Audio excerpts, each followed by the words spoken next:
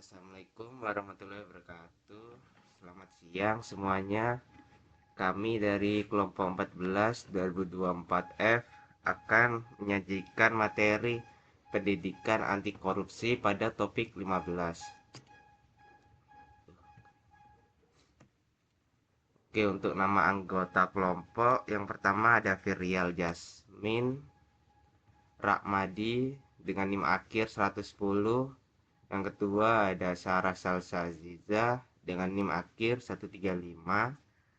Yang ketiga ada Muhammad Aulia Budiman, NIM terakhir 239. Dan keempat ada Dama Putra Anggira Yuda, NIM akhir 253. Dan yang terakhir ada saya Dranul Arfan dengan NIM akhir 315. Oke, untuk pendahuluan pendidikan anti korupsi. Korupsi menjadi tantangan besar yang dihadapi oleh banyak negara, tetapi juga menghambat pembangunan dan menurunkan kepercayaan masyarakat terhadap pemerintah. Oleh karena itu, pemahaman tentang apa yang itu korupsi, bentuk-bentuknya, serta peraturan yang mengaturnya sangat penting untuk kita semua. Dalam presentasi ini, kita juga akan membahas bagaimana pelaporan tindak pidana korupsi dilakukan serta bagaimana Ngomong nilai-nilai. Bapak. Mbak. Di kelas 9 dah. Oke, saya Ya lanjutkan. itu kan. Hah? Yang bocor bisa di. Oke, saya akan lanjutkan bagaimana nilai-nilai anti korupsi dapat diterapkan, khususnya di dunia pendidikan, agar tercipta generasi yang jujur dan berintegritas. Untuk masalah yang kita bahas ada 5. Yang pertama, konsep korupsi. Yang kedua, model dan jenis-jenis korupsi. Yang ketiga, peraturan dan perundangan yang berkaitan dengan pemberantasan korupsi. Yang keempat, tata cara pelaporan tindak pidana korupsi. Yang kelima, implementasi tindakan anti korupsi pada pendidikan. Untuk selanjutnya bisa dijelaskan sama rekan saya.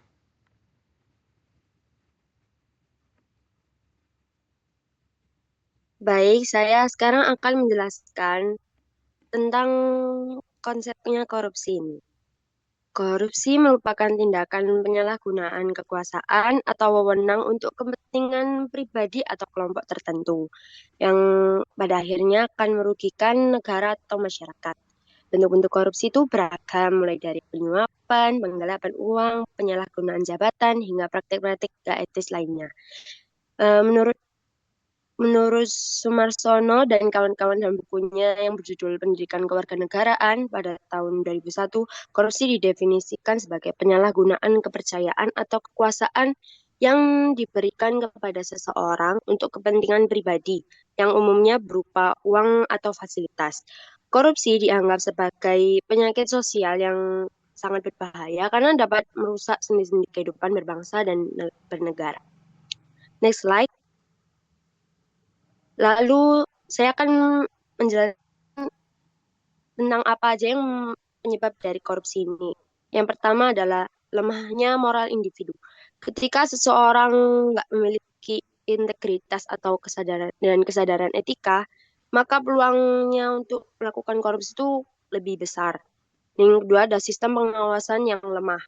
Kurangnya kontrol dari lembaga negara dan masyarakat membuka sisi atau celah yang besar bagi terjadinya tindakan korupsi ini. Penyebab yang ketiga adalah gaji yang nggak mencukupi atau pendapatan yang tidak ya mencukupi itu. Hal ini tuh bisa menjadi dorongan individu mencapai penghasilan tambahan, namun itu caranya yang nggak benar atau ilegal. Yang terakhir itu adalah budaya primisif. Ini terjadi ketika masyarakat tuh menganggap bahwa korupsi itu sesuatu yang biasa, wajar, bahkan lumrah. Soalnya dari kehidupan manapun kan juga terdapat terjadi korupsi kecil-kecilan. Nah itu normalisasi ini tuh justru memperparah kondisi melupakan upaya pemberantasan korupsi sendiri. Selanjutnya akan dijelaskan kepada rekan saya. Baik, terima kasih atas kesempatannya. Di sini saya akan menjelaskan dan memaparkan tentang model dan jenis korupsi. Pada umumnya, korupsi dibagi menjadi tiga, yaitu petty corruption, yaitu sesuai dengan namanya, petty corruption itu adalah korupsi korupsi skala kecil yang biasanya dilakukan oleh pejabat publik yang berinteraksi dengan masyarakat. Seperti contohnya itu seperti pungli, gratifikasi, uang suap, uang pelicin, dan pemerasan untuk memuluskan pelayanan publik atau birokrasi. Nah, mirisnya petty corruption ini dilakukan secara terang-terangan.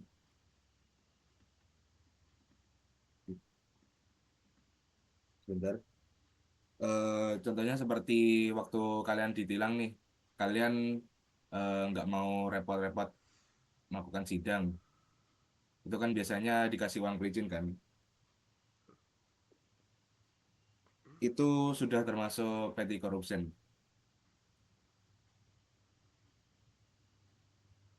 Namun mirisnya masyarakat bersifat permisif dengan jenis korupsi ini karena sudah dianggap biasa. Lalu yang kedua adalah grand corruption, yang biasanya disebut dengan korupsi kelas kakap. Ini adalah korupsi dengan nilai kerugian negara yang fantastis, miliaran hingga triliunan rupiah. Lalu yang selanjutnya adalah political corruption, yaitu korupsi, praktik korupsi yang dilakukan oleh eh, tokoh-tokoh politik untuk memanipulasi keputusan politik, menyalahgunakan wewenangnya dengan memanipulasi kebijakan, prosedur, atau demi menguntungkan diri atau kelompoknya.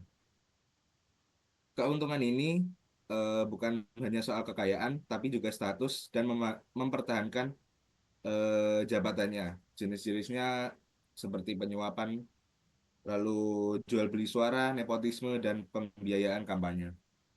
Next slide. Berikut ini adalah contoh korupsi ya. Yang pertama adalah penyuapan, yaitu pemberian atau penerimaan sesuatu yang bernilai sebagai imbalan untuk mempengaruhi keputusan atau tindakan pejabat. Seperti yang saya contohkan tadi, seperti kayak uang pelicin untuk mempermulus tilang, lalu kayak seperti apa namanya, serangan fajar itu kan termasuk penyuapan juga ya. Terus selanjutnya adalah election fraud, kecurangan dalam pemilihan umum seperti memanipulasi suara dan pemalsuan hasil. Selanjutnya adalah embezzlement atau kita sebut juga dengan penyalahgunaan. Sebagai contohnya adalah eh, penggelapan dana yang terjadi di yayasan apa namanya, MBG, program MBG makan bersih gratis di Jakarta Selatan, yaitu eh, seperti seorang mitra dapur di Kalibata diperiksa polisi terkait dana dana yayasan yang diduga digelapkan hampir 1 miliar. Sebagian dana telah dibayarkan, tapi masih ada 600 juta yang belum disalurkan. Lalu selanjutnya adalah eh, extortion, yaitu eh, bisa diartikan dengan pemerasan, yaitu tindakan meminta uang atau sumber daya lainnya dengan cara paksa atau disertai dengan intimidasi-intimidasi tertentu oleh pihak yang memiliki kekuasaan. Lazimnya dilakukan oleh mafia-mafia lokal dan regional. Ini sebagai contohnya di kehidupan nyata seperti ormas ya. Untuk contohnya sendiri adalah eh, seperti pemerasan dalam pelayanan publik seperti eh, pembuatan KTP, SIM, atau pengurusan usaha demi mempercepat proses Lupa aku tuh jelasin. administrasi. Ini awalnya lo awal. Lalu selanjutnya adalah Hmm. favoritism adalah mekanisme penyalahgunaan kekuasaan yang berimplikasi dengan tindakan Dulu privatisasi sumber dulu. daya. Ya hutan. Untuk Dulu. contoh korupsi kali ini, pastinya teman-teman sudah Itu. seperti sudah Gimana ya? kenal ya, seperti Nanti tak pengangkatan suruh. pejabat berdasarkan Pembelinya kebutuhan lengkap ya? seseorang Itu an. eh, Ini Laura ya? untuk menunjuk kerabat atau temannya untuk menduduki jabatan penting, meskipun mereka ini tidak memiliki kualifikasi yang memadai. Nah, praktek korupsi ini biasa terjadi di dalam birokrasi pemerintahan dan menyebabkan ketidakefisienan dalam pelayanan publik. Next,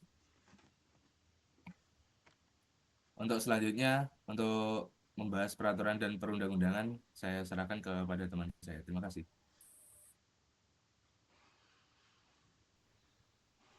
Baik, selanjutnya yaitu tentang peraturan dan perundangan yang berkaitan dengan pemberantasan korupsi.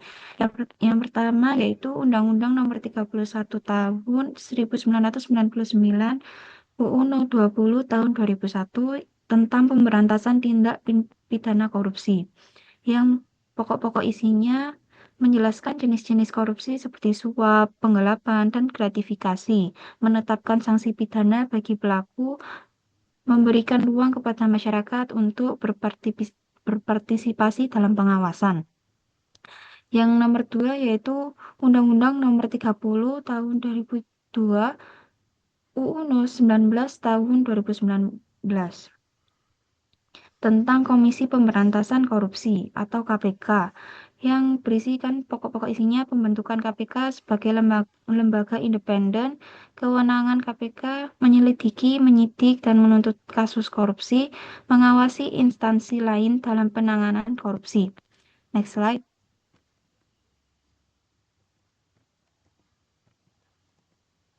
Next slide. Selanjutnya yaitu Undang-Undang Nomor 28 Tahun 1999 tentang penyelenggaraan negara yang bersih dan bebas dari KKN, korupsi, kolusi, dan nepotisme, yang berisikan mengatur asas-asas penyelenggaraan negara yang bersih, mengharuskan pejabat negara melaporkan kekayaannya, menyediakan mekanisme pengawasan terhadap penyelenggara negara. Yang keempat, KUHP, Kitab Undang-Undang Hukum Pidana, terkait dengan pasal 418 sampai 420 yang berisi penyuapan terhadap pejabat negara. Pasal lain mengatur yang mengatur penyalahgunaan wewenang dan penggelapan dalam jabatan. Next slide.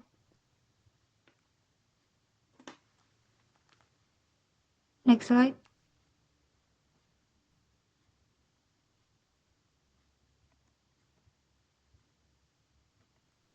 Undang-Undang Nomor 8 Tahun 2010 tentang pencegahan dan pemberantasan tindak pidana pencucian uang yang berisikan mengatur penyitaan dan pelacakan aset hasil kejahatan termasuk korupsi, pencegahan agar hasil korupsi tidak disembunyikan.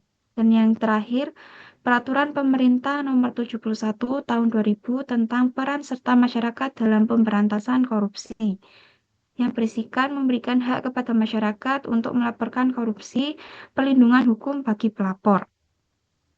Pemberantasan korupsi di Indonesia didukung oleh berbagai peraturan dan undang-undang dengan tujuannya adalah membangun tata kelola pemerintah yang bersih, transparan, dan akuntabel. Peran masyarakat sangat penting dalam pengawasan dan pelaporan tindak pidana korupsi. Baik, materi yang selanjutnya akan dijelaskan oleh teman saya.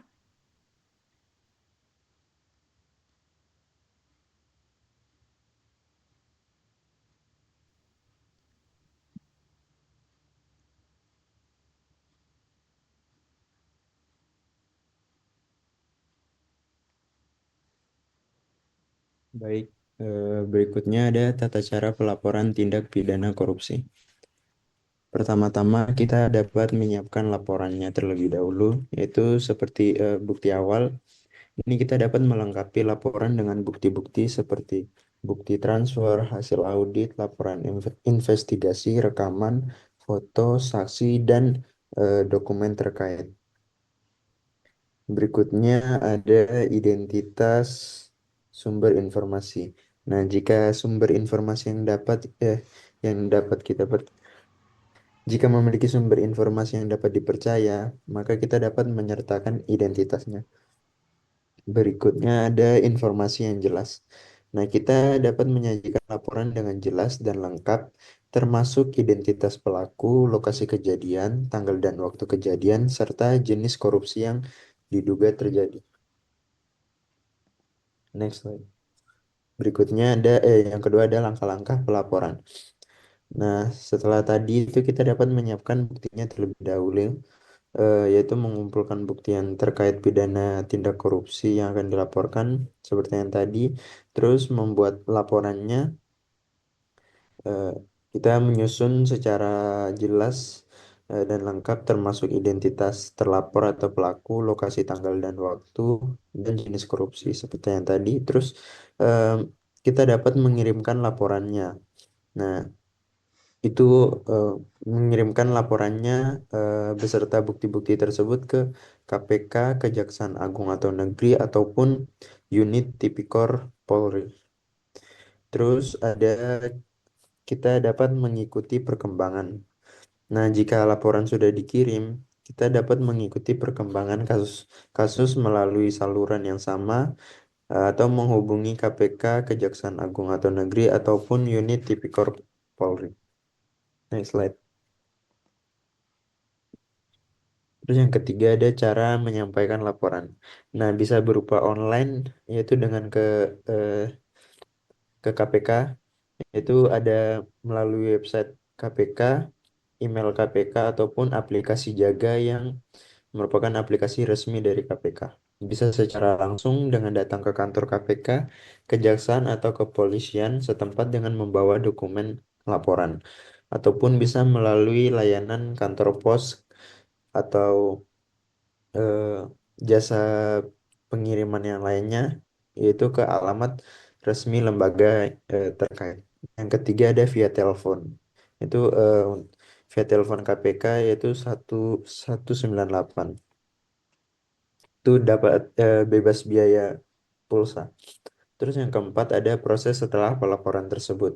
Nah, laporan itu akan diverifikasi terlebih dahulu untuk mengecek kelengkapan dan kebenaran informasinya. Yang kedua ada memenuhi syarat. Nah, itu laporan naik ke tahap penyelidikan. Setelah itu ke penyidikan dan yang terakhir ada penuntutannya. Terus yang ketiga pelapor akan dilindungi identitasnya dan bisa mendapat perlindungan hukum jika ia terancam. Next slide. Nah, ini kita dapat melapor seperti yang tadi kita dapat melapor itu melapor tindak pidana korupsi itu ada 3 ke KPK, ke KPK-nya langsung. Itu untuk kasus yang besar dengan nilai kerugian negara yang besar, melibatkan penyelenggara negara tingkat tinggi. Yang kedua ada kejaksaan atau Kejaksaan Agung atau Kejaksaan Negeri. Nah, ini untuk tindak pidana korupsi tingkat daerah atau yang belum menjadi kewenangan dari KPK-nya. Dan yang terakhir ada kepolisian eh, di unit Tipikor tindak pidana korupsi. Ini dapat menerima laporan awal terlebih dahulu dan melakukan penyidikan awal. Oke. Selanjutnya akan dijelaskan oleh teman saya. Di sini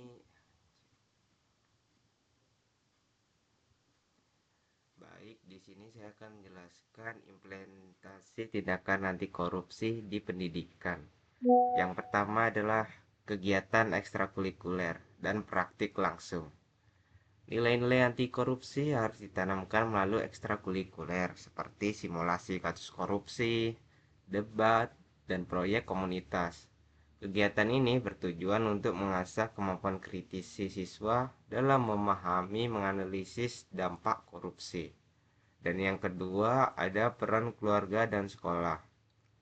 Peran keluarga dan sekolah sebagai pilar utama dalam pembudayaan perilaku anti korupsi. Pendidikan anti korupsi dimulai sejak dini di lingkungan keluarga dan diperkuat dalam pendidikan formal yang ada di sekolah. Oke, untuk yang ketiga ada transparansi dan akuntabilitas. Dalam dunia pendidikan, penting untuk menerapkan prinsip transparansi dan akuntabilitas dalam pengelolaan administrasi sekolah atau perguruan tinggi. Ini bisa menjadi contoh konkret bagi siswa dan mahasiswa untuk memahami bahwa integritas dalam menjalankan tugas dan tanggung jawab sangatlah penting. Dan yang terakhir ada kolaborasi dengan lembaga anti korupsi. Kerjasama antara lembaga pendidikan dengan lembaga anti korupsi seperti KPK atau Ombudsman sangat penting untuk memformalisasikan materi ajar yang sesuai dengan kondisi sosial dan budaya setempat.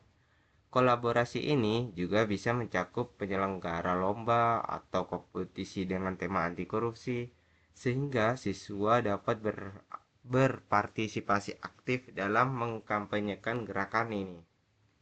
Oke, untuk yang terakhir, kesimpulan dari materi kita yaitu korupsi adalah musuh bersama yang harus diberantas melalui pemahaman yang tepat dan tindakan nyata. Dengan mengenali konsep, model, serta peraturan yang mengatur pemberantasan korupsi, kita dapat lebih waspada dan berperan aktif dalam pencegahannya. Pelaporan tindak pidana korupsi menjadi bagian penting dari partisipasi masyarakat dalam menciptakan pemerintahan yang bersih. Yang tak kalah penting, penerapan nilai-nilai anti korupsi dalam dunia pendidikan menjadi langkah yang strategis dalam membentuk generasi yang berintegritas, jujur, dan bertanggung jawab. Oke, sekian dan terima kasih dari kami. Untuk sesi pertama, kami akan membuka pertanyaan 3. Jika ada yang ingin ditanyakan, silakan raise hand. Oke,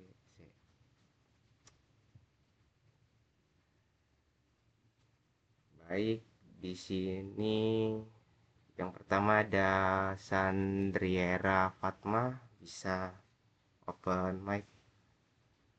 Baik, terima kasih atas kesempatannya. Perkenalkan, nama saya Sandria Dia Farnesia dari kelas 2024E. Jadi, korupsi kan telah menjadi bagian nih dari budaya di Indonesia, di mana masyarakat itu menganggapnya sebagai sesuatu yang biasa dan sulit untuk dihilangkan, sehingga menjadi tradisi turun-temurun yang telah berlangsung sejak lama dan mengakar kuat dalam kehidupan sehari-hari. Nah, menurut pendapat kelompok kalian, bagaimana stigma semua orang juga begitu mempengaruhi norma sosial dan budaya dalam masyarakat, serta apa dampaknya terhadap perilaku individu dan kolektif dalam menghadapi isu korupsi? Sekian pertanyaan saya, apakah bisa diterima?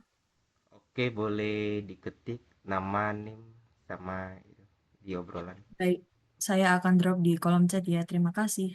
Baik, sama-sama. Untuk yang kedua ada Muhammad Rizky, bisa open mic. Oke, baik. Terima kasih atas kesempatannya. Sebelumnya perkenalkan, saya Muhammad Rizky Febrian dengan intaknya 183 dari kelas frekuensi 24E. Ingin bertanya menurut pendapat kelompok yang berpresentasi, seperti yang kita tahu kan di Indonesia saat ini kan masih banyak banget ya kasus korupsi.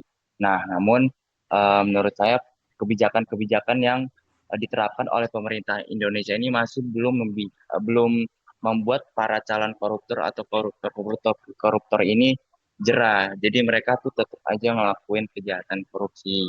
Nah, kalau semisal kebijakan yang dimana memberikan hukuman kepada para koruptor ini seperti hukuman mati.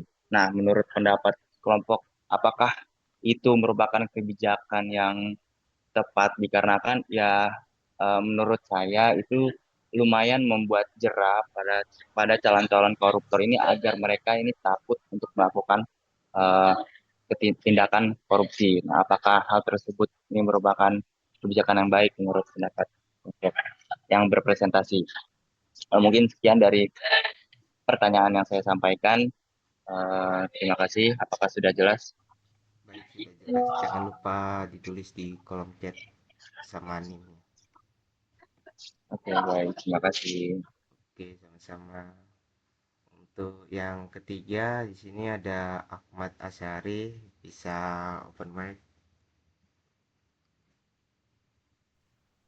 Baik, sebelumnya terima kasih banyak karena telah mengizinkan saya untuk bertanya. Apakah suara saya terdengar jelas? Sudah. Ya. Assalamualaikum warahmatullahi wabarakatuh. Perkenalkan nama saya Ahmad Asyari dari kelas 2004F dengan 3 angka terakhir NIM 174. Nah, ketika kita berbicara tentang korupsi kan sebenarnya tidak hanya berbicara tentang orang-orang besar kayak orang-orang di politik, orang di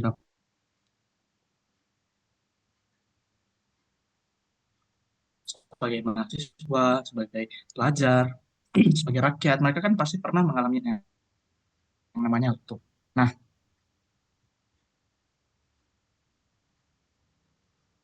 eh, tindakan korupsi di lingkungan mahasiswa ya, entah itu mereka menyontek ataupun kayak di kampus-kampus lainnya. Kampus-kampus lain itu biasanya mereka menerapkan kayak titip absen, jadi dosennya tuh eh, nggak absen langsung gitu loh. Jadi eh, banyak tindakan-tindakan kecurangan yang untuk terjadi kayak titip absen itu. Nah, titip absen itu menurut saya adalah salah satu contoh tindakan korupsi kecil, di mana ya mereka menganggap ketika kita orang-orang biasa, misalnya mahasiswa menganggap titip absen itu merupakan hal yang normal, yang dimana ini sebenarnya merupakan tindakan kecurangan nih. Itu sebenarnya sama saja kan tindakan korupsi. Bagi mereka pelaku korupsi itu adalah hal normal karena itu ya menguntungkan mereka sementara rakyat rugi. Nah, terus bagaimana pandangan Anda, bagaimana saran Anda, saran kalian eh, masalah ini, bagaimana meningkatkan kesadaran kita nih sebagai mahasiswa untuk tidak hanya protes kepada pemerintah, karena bagaimanapun pemerintah kan juga berasal dari rakyat ya. Jadi ya kalau pemerintahnya juga sudah korupsi, itu sebenarnya juga merupakan gambaran dari bagaimana rakyatnya sih. Nah, aku cuma mau tahu tanggapan kalian tentang hal ini. Oke, nanti untuk pertanyaan lebih jelasnya bakalan aku kirim melalui konsep. Terima kasih. Baik, sama-sama. Oke, akan kami tutup untuk sesi pertama dan kami akan diskusikan dulu dari pertanyaan tiga tersebut.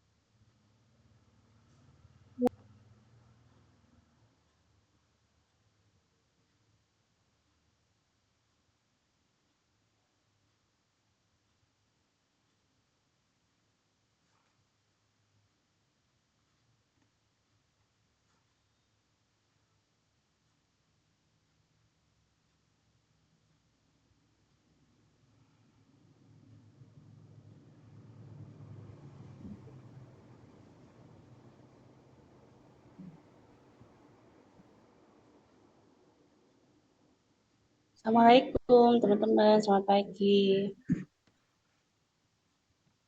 Selamat pagi, Bu. Ya, alhamdulillah ya kita bisa bertemu di pekan ke-15 ya teman-teman.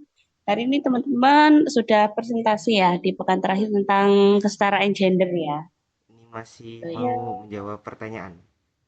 Oh, masih menjawab pertanyaan. Siap. Oke, saya tak masuk sebentar ya, karena sebentar lagi ini ada beberapa kegiatan ya. Oke, baik, Bu.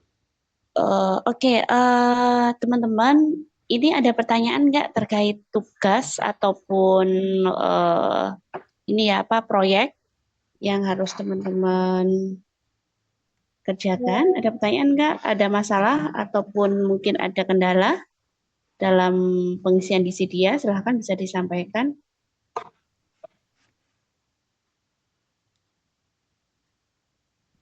Izin bertanya, Ibu. Perkenalkan, saya Sandria dari kelas 2024E. Jadi saya ingin menanyakan terkait tugas proyek yang kedua itu kan sertifikat yang dari seminar itu ya Ibu ya. Kalau semisal sertifikatnya webinar bagaimana Ibu? Tapi webinarnya itu internasional. Nggak apa-apa, silahkan. Baik, Boleh Ibu. nasional, Terima boleh kasih. internasional ya. Oke, silahkan. Ada lagi pertanyaan teman-teman? Mohon bertanya Ibu mengenai Untuk tugas proyek 3 ada kendala nggak? itu Ibu. Proses penghakian itu bagaimana ya Ibu?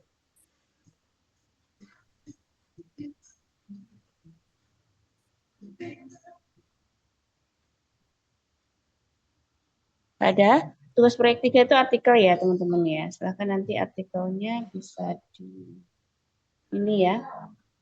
Boleh teman-teman bisa menerbitkan di jurnal nasional, bisa terakreditasi atau tidak terakreditasi boleh. Tapi sebenarnya waktunya sudah mepet ya teman-teman ya. Saya instruksikan itu kan sejak pada waktu kita kontrak kuliah itu. Karena kalau nanti teman-teman berhasil bisa menerbitkan, misalkan di jurnal tidak terakreditasi saja, misalkan, itu teman-teman sudah terkonversi ya untuk UAS-nya seperti itu.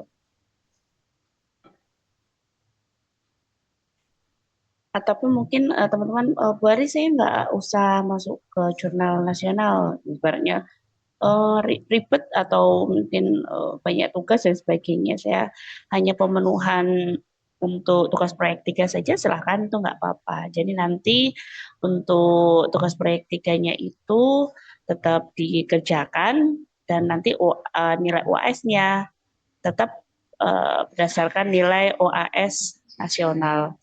Terus kemudian teman-teman diperhatikan ya nanti untuk ujian akhir semesternya itu teman-teman ini ya dipastikan mengurangi kendala-kendala ya. Maksudnya kendala-kendala ini apa?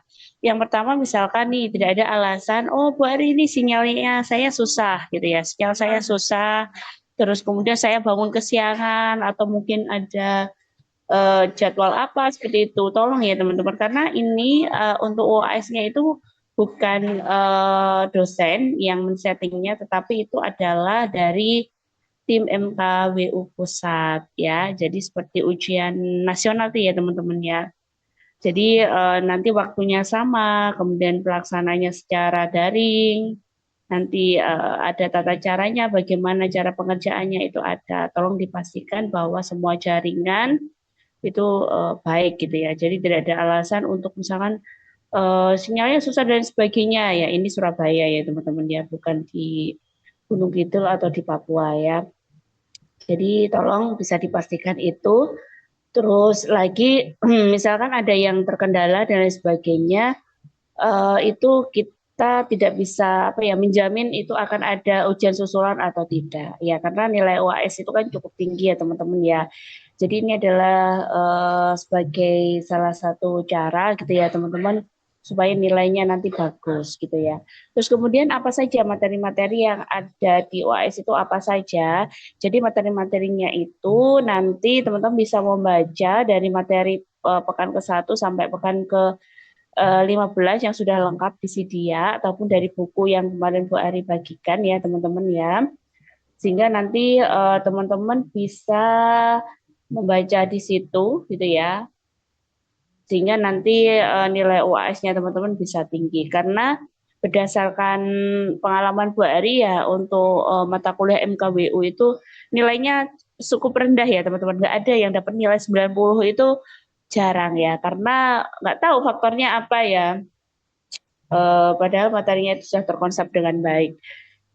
Mungkin ini ya faktornya karena ABC ya teman-teman. Ya, ABC itu adalah yang paling susah sebenarnya ya kalau kita soal esai atau orient atau analysis development itu sepertinya mudah gitu ya, karena seenggaknya ada tulisannya itu ada nilainya. Tapi kalau nilai ABCD multiple choice itu kalau salah ya salah, nol skornya gitu ya. Itu memang tantangannya. Jadi nanti teman-teman harus berhati-hati ya ketika pekerjaan pada waktu UAS. Itu memang yang sulit gitu ya.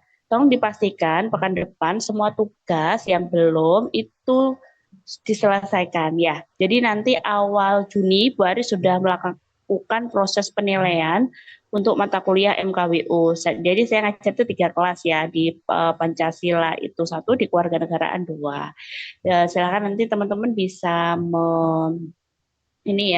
memastikan semuanya itu selesai. Jadi Bu Ari tidak akan ngoper-ngoper semester dulu ya. Kalau kemarin semester dulu itu sudah masih baik ya, saya tungguin dan lain sebagainya gitu ya. Tapi kali ini saya sudah mewanti-wanti teman-teman gitu ya, untuk pekan ke 15 ini. Nanti kan pekan depan sudah minggu tenang ya. Jadi tanggal 1 Juni itu semua tugas sudah beres ya. Untuk LMS-nya sebenarnya sudah ready, sudah Bu Ari setting, tapi ada kendala di ekonomi Islam kayaknya ya. Di ekonomi Islam itu tadi masih ada kendala. Kalau akuntansi sepertinya sudah oke ya teman-teman. Oke, silahkan. Mungkin ada pertanyaan teman-teman? Izin bertanya lagi, Ibu. Iya, silahkan. Mengenai yang tugas kelompok itu kan mengirimkan seperti PPT dan lainnya, itu untuk kolomnya belum ada. Lalu terkait, Masa belum ada? iya baru yang individu saja, Ibu. Oh gitu ya, oke. Nanti saya Lalu, buat. iya. Lalu terkait untuk agar Ibu Ari bisa mengetahui bahwa jurnal kita sudah diterbitkan, itu kita konfirmasi ke Ibu Ari atau ke PJ-nya atau ada Enggak, Mbak. Langsung upload di tugas proyek 3, Mbak.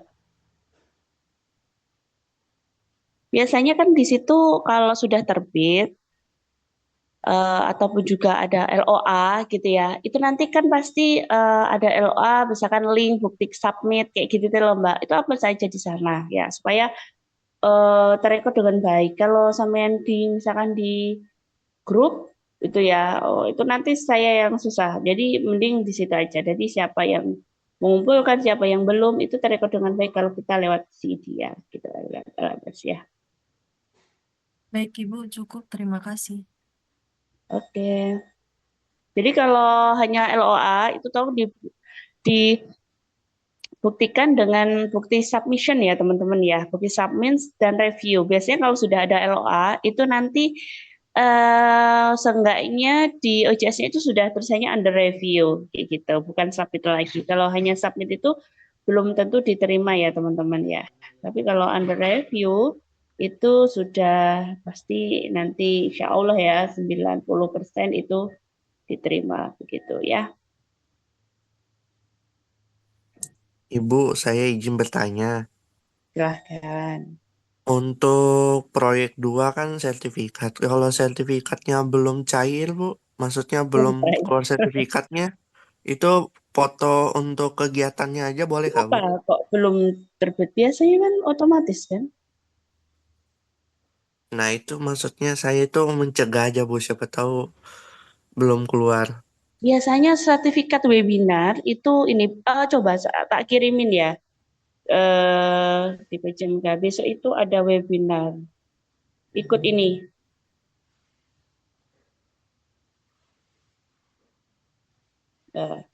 Ikut ini. Itu Bu Ari besok yang menghandle acaranya. Udah kirimin ke PJ, kirimkan ke grup PJ. Itu langsung itu biasanya ngisi presensi itu langsung sertifikat itu masuk ke email. Pasti itu. nggak usah nunggu. Beda kalau mungkin sampai seminar nasional jadi apa namanya presenter kayak gitu, itu biasanya sertifikatnya sekitar 1 minggu gitu. Kalau webinar otomatis itu segera. Oke ya. Ada lagi?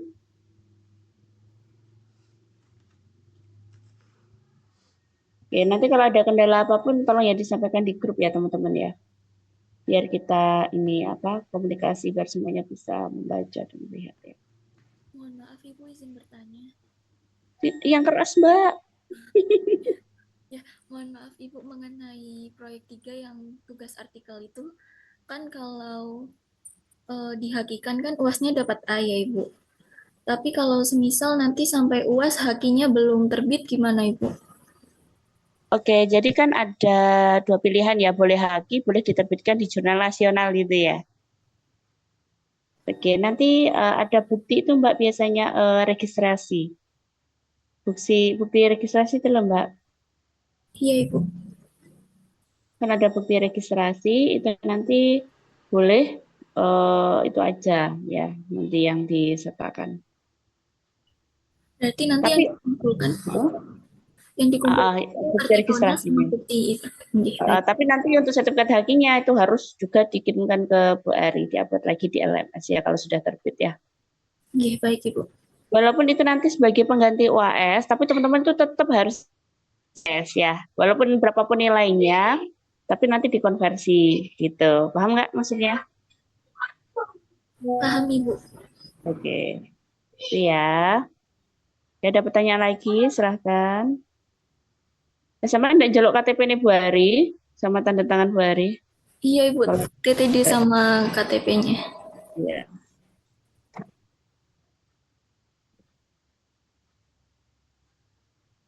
Ada lagi teman-teman. Oke, bisa silakan ya, bisa mengikuti webinar ya bagi yang belum dapat sertifikat. Tuh, nanti saya anggap ikut. Boleh itu kalau Bu Arya sebagai pengelolanya ya. Gratis teman-teman, nggak usah bayar. Oke, ada lagi pertanyaan teman-teman sebelum teman-teman diskusi?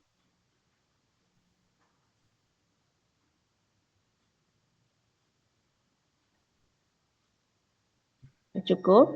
Oke, baik. Kalau sudah cukup, silahkan kelompok terakhir ya untuk melanjutkan presentasi. Terima kasih. Wassalamualaikum warahmatullahi wabarakatuh. Terima kasih Bu. Waalaikumsalam warahmatullahi wabarakatuh. Terima kasih Bu. Waalaikumsalam warahmatullahi wabarakatuh. Terima kasih Bu.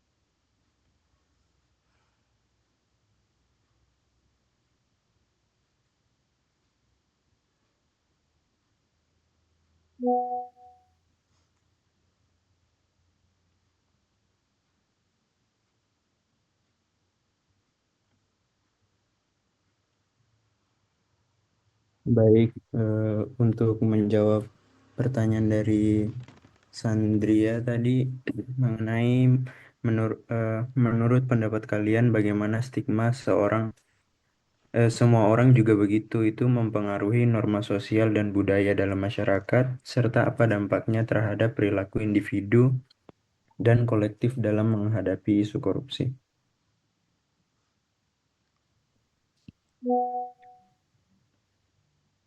Nah, baik. Pertama-tama itu stigma semua orang juga begitu ini sebenarnya terdengar sepele ya, tapi pada kenyataannya ini sangat berbahaya karena bisa menormalkan perilaku yang salah termasuk korupsi ini. Nah, untuk memengaruhi norma sosial dan budaya ini pengaruhnya itu ketika masyarakat ini akan terus-menerus berkata semua orang juga begitu, maka tindakan seperti korupsi ini pastinya dianggap biasa saja, bukan lagi sebuah penyimpangan. Nah, akibatnya ini norma sosial kita ini akan berubah. Hal yang dulunya salah jadi tidak dianggap masalah lagi. Terus bahkan budaya kita yang dulunya menjunjung tinggi gotong royong itu pastinya sekarang bisa bergeser jadi budaya asal untung, ya ya ya udahlah gitu. Untuk yang kedua tadi dampak terhadap perilaku individu. Nah, bagi individu, stigma ini bisa membuat orang berpikir itu ngapain saya jujur gitu toh. Yang lain juga korupsi gitu. Nah, ini orang yang lebih permisif terhadap kesalahan kecil seperti suap, pungli ataupun nepotisme. Padahal dari hal-hal yang kecil ini korupsi ini pasti nanti akan tumbuh menjadi besar gitu. Terus dampak terhadap perilaku kolektif. Nah, secara kolektif ini stigma ini menciptakan lingkungan yang anti perubahan. Nah, orang-orang yang mau jujur malah dianggap aneh. Bahkan upaya untuk melawan korupsi ini bisa terhambat karena masyarakatnya itu merasa perubahan itu eh, mustahil gitu. Karena semua orang yang dianggap itu pastinya sudah apa karena semua orang yang dianggap karena semua orang itu pastinya dianggap sudah terlibat dengan kasus korupsi tersebut. Apakah sudah menjawab? Sudah sangat menjawab, Dama. Terima kasih. Baik, terima kasih.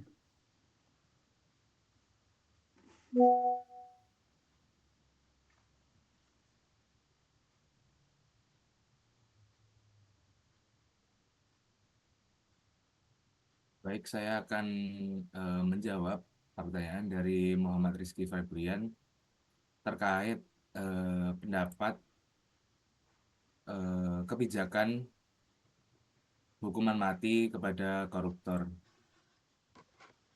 Pendapat dari kami mengenai koruptor untuk dihukum mati itu setuju ya, karena dilihat dari sekian banyaknya kasus, para terpidana korupsi ini tidak menunjukkan efek jera atau menyesali perbuatannya, tapi malah senyumnya itu makin lebar. Bisa dilihat dari caranya menyapa staf media waktu arah-arahan. Untuk penerapan hukuman mati sendiri sebenarnya udah diatur dalam hukum, tapi dalam penerapannya masih ada perdebatan. Dalam hukum tercatat pada pasal 2 ayat 2 Undang-Undang Nomor 31 tahun 1999 yang berisi tentang pemberantasan tindak pidana korupsi yang secara detail menyatakan bahwa dalam hal tindak pidana korupsi sebagaimana dimaksud dalam ayat 1 dilakukan dalam keadaan tertentu, pidana mati dapat dijatuhkan. Nah, ayat ini menyebutkan bahwa hukuman mati dapat dijatuhkan jika korupsi dilakukan dalam keadaan tertentu seperti terjadi bencana alam, krisis ekonomi, atau kerusuhan sosial. Namun selama ini belum ada koruptor yang dijatuhi hukuman mati di Indonesia karena faktor seperti hak asasi manusia, HAM, tekanan internasional, dan sistem hukum yang menjadi alasan hukuman ini belum diterapkan. Jadi kita sebagai rakyat sipil hanya bisa menunggu keputusan dari pengadilan untuk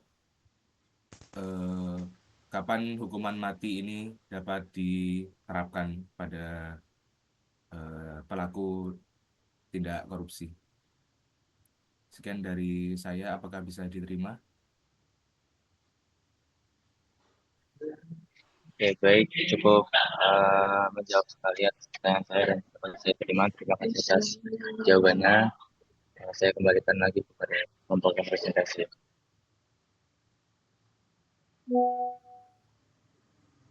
Baik, selanjutnya saya ingin menjawab dari pertanyaan Ahmad Asyari tentang bagaimana tanggapan kalian terkait pihak rakyat sipil, semisal mahasiswa, kalangan pelajar yang masih sering menormalisasikan nyontek, titip absen, dan lain-lain, ketika ini sebenarnya merupakan bibit-bibit tindakan korupsi, dan bagaimana meningkatkan kesadaran mereka kalau ini sebenarnya merupakan tindakan korupsi yang pada nyatanya merugikan orang lain. Menurut kelompok kami, kebiasaan seperti nyontek, titip absen, atau manipulasi tugas memang sering dianggap sepele oleh banyak pelajar atau mahasiswa. Padahal, kalau dilihat dari sudut pandang etika dan integritasnya, itu sebenarnya bisa disebut sebagai bibit-bibit perilaku korupsi. Kenapa?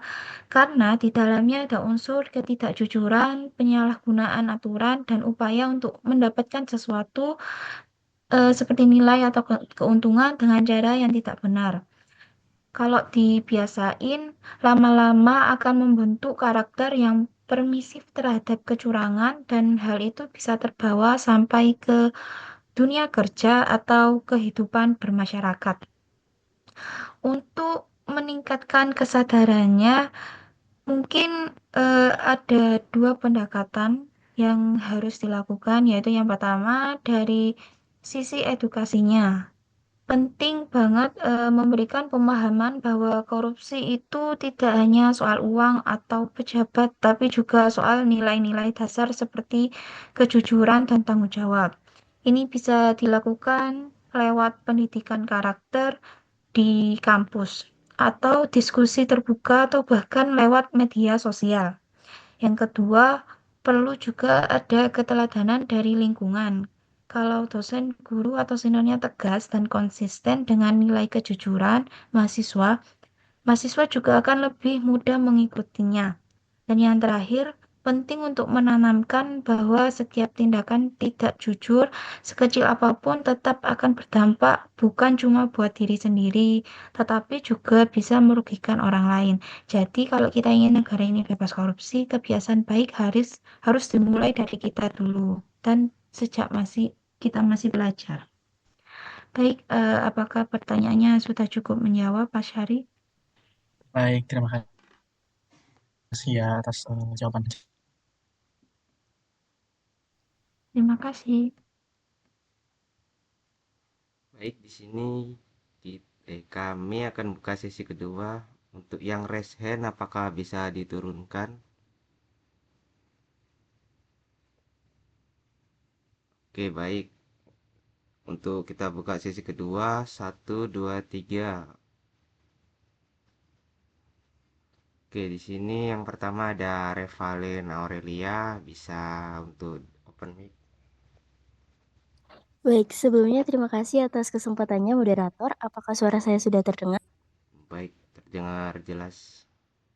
Baik, perkenalkan, saya Revan Aurelia Putri dari kelas akuntansi 2024E dengan NIM 089.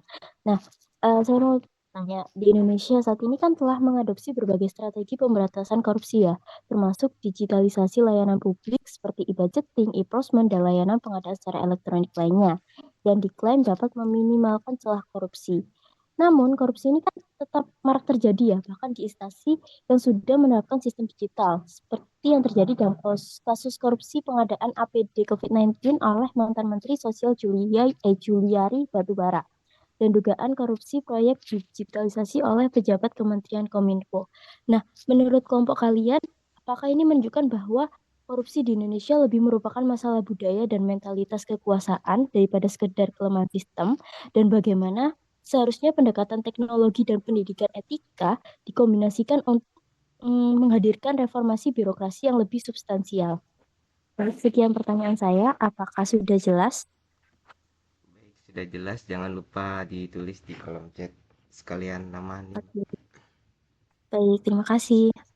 Sama. Oke, untuk yang kedua ada Zamrotus. Bisa apa namanya? Baik, terima kasih atas kesempatannya. Sebelumnya, perkenalkan saya Zamrotus Syukriya Anwar dari Akuntansi 2024E dengan NIM akhir 172. Nah, kan dapat kita ketahui bersama kan bahwa di Indonesia sekarang praktek korupsi sangat semakin merajalela, bahkan melibatkan banyak pejabat pemerintahan. Selain itu, dapat kita ketahui pula bahwa penegakan hukum terhadap kasus korupsi di Indonesia, khususnya yang melibatkan orang-orang yang memiliki kekuasaan dan jabatan, seringkali tampak lemah dan tidak memberikan efek jera. Mengapa hal itu dapat terjadi? Apa langkah konkret yang dapat dilakukan baik oleh masyarakat maupun para pejabat negara serta penegak hukum untuk memberantas dan mencegah korupsi secara efektif di Indonesia? Apakah sudah jelas? Baik, jangan lupa ditaruh kolom chat untuk nama NIM. Baik, oke.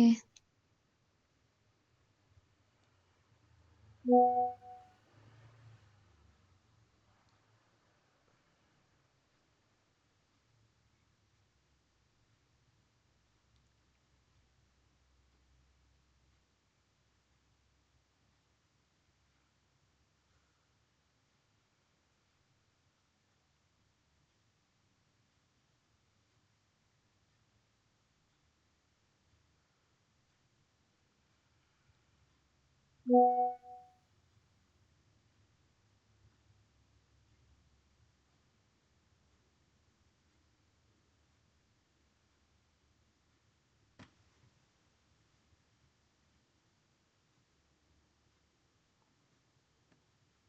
kami akan diskusikan dulu atas pertanyaan.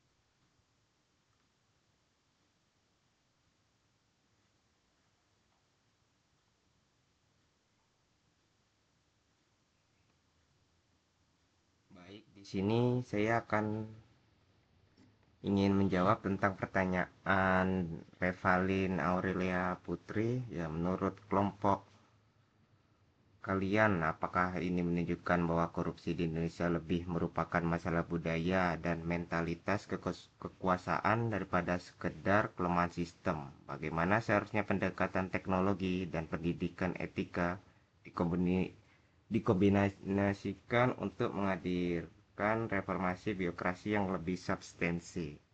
Oke, menurut kelompok kami ya, Indonesia ini memang sudah menggunakan teknologi seperti e-budgeting, e-procurement, dan LPSE untuk mengurangi peluang korupsi.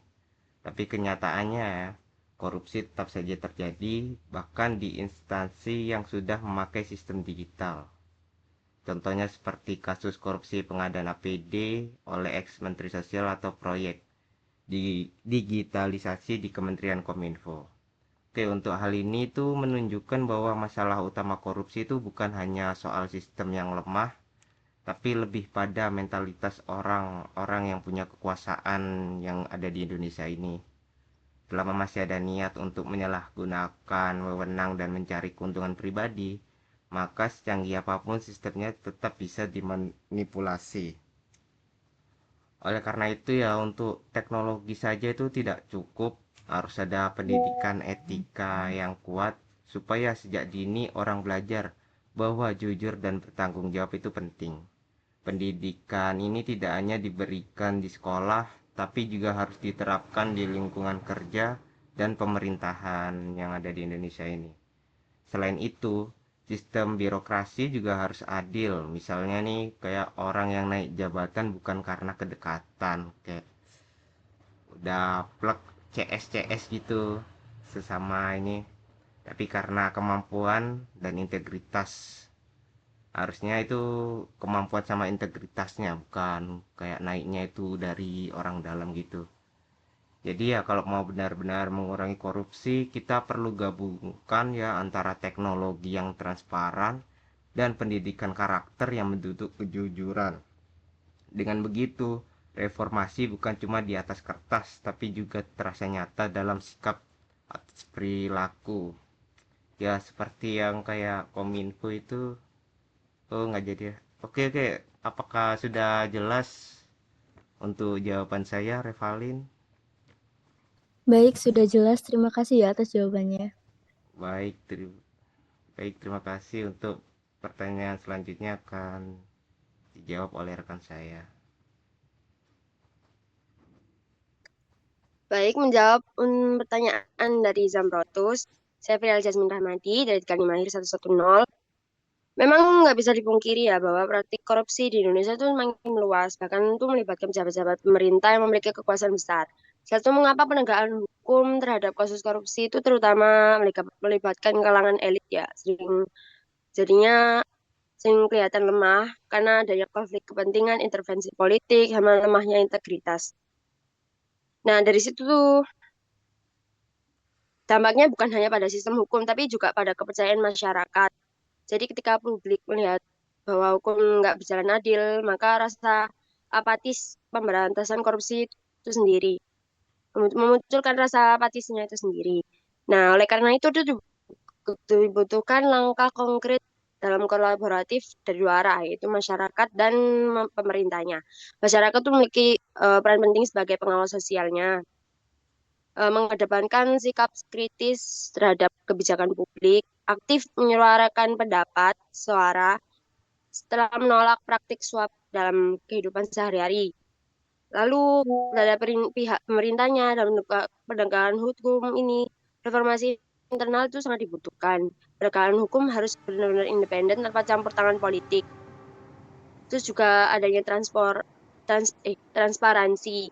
Yang paling penting tuh hukuman terhadap koruptor itu harus tegas, adil, dan memiliki efek jera termasuk pencabutan hak politik, penyitaan aset, atau hukuman mati. Dan sinergi antara masyarakatnya itu dan sistem hukum yang bersih, upaya pemberantasan korupsi bisa berjalan efektif meskipun tantangannya besar, tapi tetap ada perubahan yang mungkin terjadi selama ada kesadaran dalam menjaga keadilan integritas negeri ini. Apakah sudah menjawab? Sudah sangat menjawab. Terima kasih banyak. Terima kasih. Baik, kami kelompok 14 akan menutup presentasinya. Jika ada salah kata, mohon maaf. Assalamualaikum warahmatullahi wabarakatuh. Untuk PJ bisa dituin, apakah ini bisa keluar Zoom? atau menunggu ibunya.